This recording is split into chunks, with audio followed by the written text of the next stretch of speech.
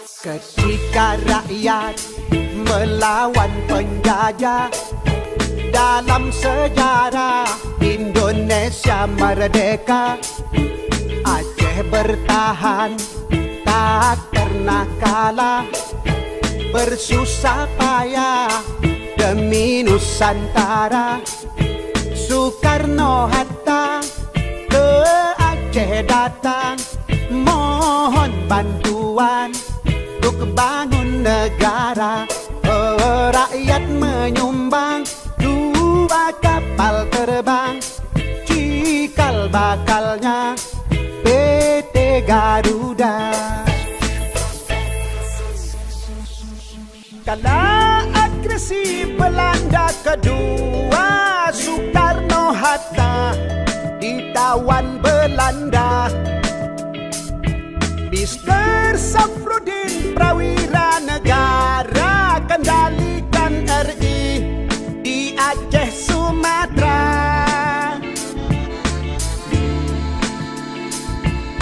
Zaman Soeharto pegang pimpinan, Aron berkembang ke mancanegara.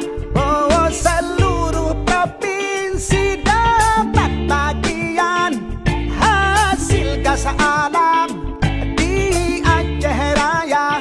Oh, janganlah Aceh Tuhan lupakan yang telah berjasa seumur masa.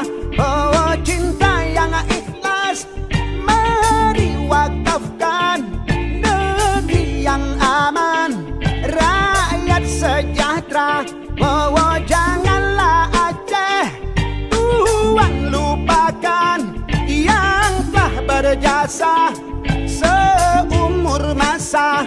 Oh, cinta yang ikhlas mari wakafkan negeri yang aman, rakyat sejahtera.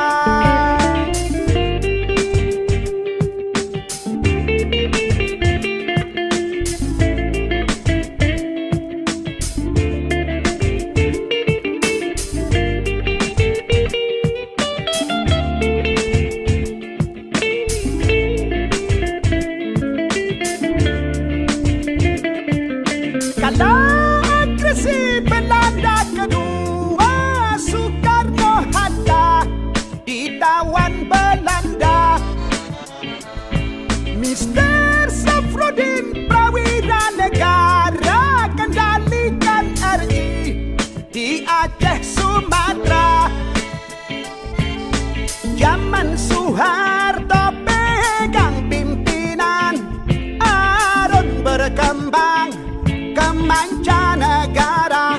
Oh, seluruh provinsi dapat bagian hasil gas alam di Aceh Raya.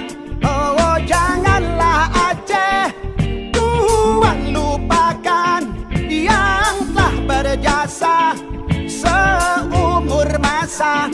Oh, cinta yang ikhlas mari wakafkan negeri yang aman, rakyat sejahtera.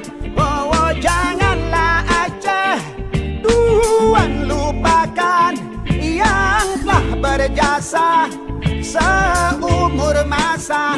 Oh, cinta yang ikhlas mari wakafkan negeri yang aman, rakyat sejahtera.